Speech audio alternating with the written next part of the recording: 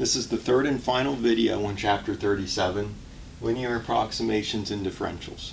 So here we're going to look at two examples. We're going to look at example 299 and example 300, where we're going to use differentials to approximate a change in volume. In the first example, our change will be negative, and the second example, our change will be positive. So in the problem, we want to estimate the volume of material used to make a sphere. And the volume of a sphere, the formula is 4/3 pi r cubed. We're given a measurement for r, and we're given a measurement for the thickness of the sphere. And so we calculate the differential dv. It's simply the derivative times the differential dr. So we just differentiate a polynomial, multiply by dr. The radius is 5. That is given to us. Now, the 5 is the outside radius. We're trying to approximate the volume.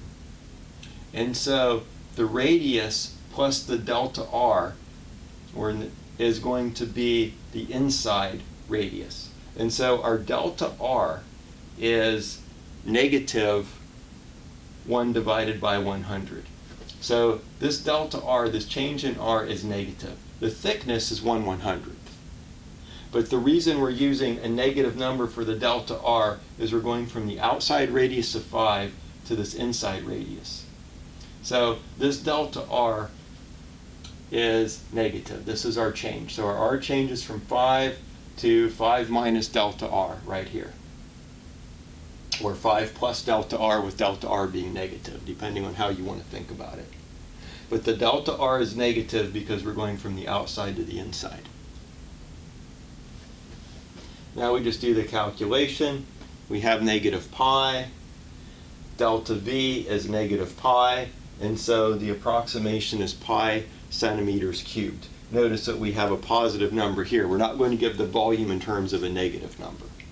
The dv is negative, but the volume itself that we're approximating is positive. And it is just an approximation.